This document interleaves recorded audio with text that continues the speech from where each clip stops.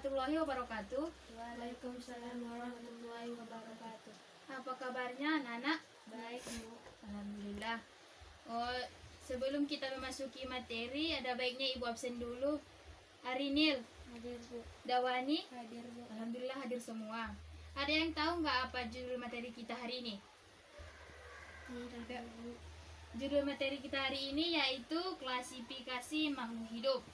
Klasifikasi adalah suatu cara memilah dan mengelompokkan makhluk hidup dengan golongan atau unit tertentu.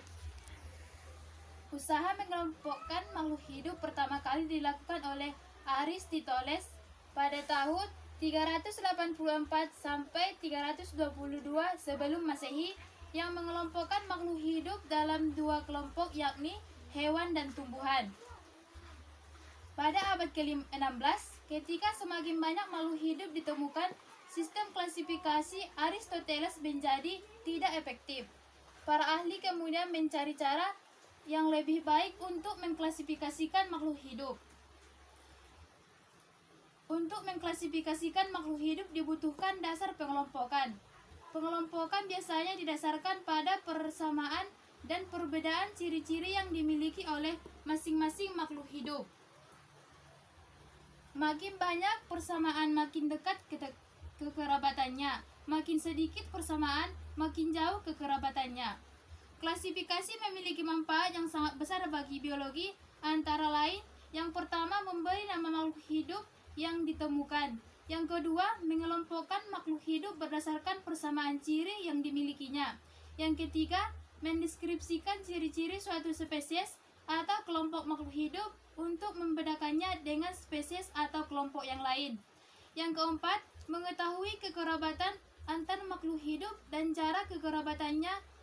Dan yang kelima, mempelajari makhluk hidup yang jumlahnya yang sangat banyak dengan lebih mudah. Yang kedua, klasifikasi sistem 5 kingdom. Yang pertama yaitu Monera. Monera adalah organisme dengan sel yang intinya tidak mempunyai membran inti atau prokariot. Yang kedua, Protista. Protista adalah kingdom makhluk hidup yang terdiri atas satu sel atau banyak sel dan memiliki membran inti atau eukaryot. Dan yang ketiga, Fungi. Banyak jenis makanan dan minuman dibuat bentuan jamur.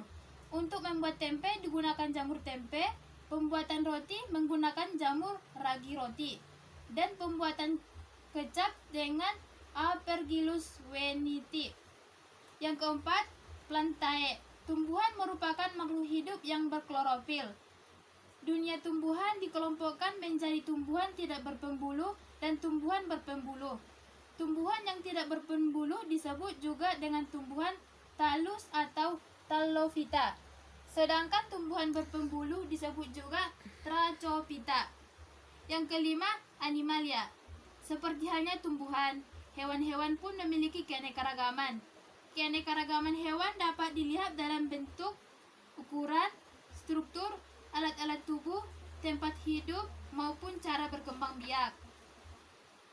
Mungkin cukup sekian yang dapat Ibu sampaikan. Kepada anak-anak yang ingin bertanya, Ibu persilahkan. Ya, Bu. Silahkan. Apa saja manfaat yang sangat besar bagi biologi?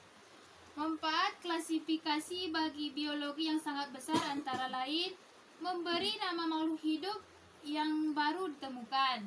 Yang kedua, mengelompokkan makhluk hidup berdasarkan persamaan ciri yang dimilikinya. Yang ketiga, mendeskripsikan ciri-ciri suatu spesies atau kelompok makhluk hidup untuk membedakannya dengan spesies atau kelompok yang lain. Yang keempat, mengetahui kekerabatan antar makhluk hidup dan jarak kekerabatannya. Dan yang terakhir, mempelajari makhluk hidup yang jumlahnya sangat banyak dengan lebih mudah. Ada lagi?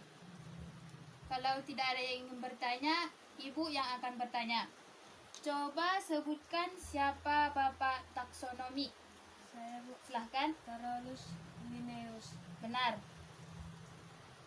Kalau tidak ada lagi yang ingin disampaikan, mungkin cukup sekian materi kita pada pagi hari ini. Kalau ada kekurangan, Ibu minta maaf. Wabillahi taufiq wal hidayah. Wassalamualaikum warahmatullahi wabarakatuh.